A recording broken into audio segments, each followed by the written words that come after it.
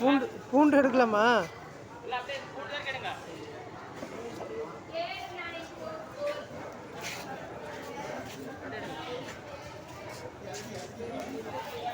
என்னது இது?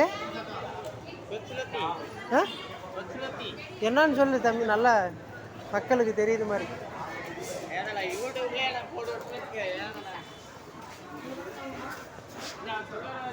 எனக்கு தெரியாது, அதனால கேட்குறேன். நான் பார்த்ததில்லை இது என்ன தண்டுன்னு.